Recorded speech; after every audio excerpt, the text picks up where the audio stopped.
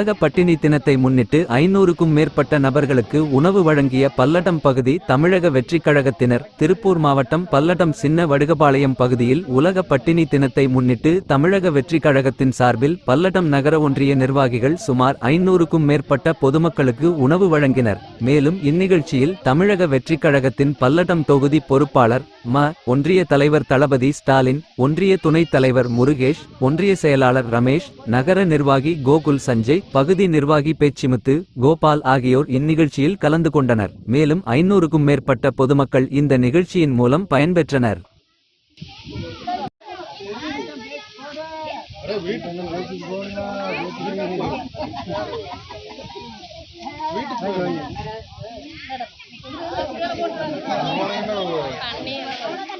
தண்ணி எல்லாம் இருக்கு.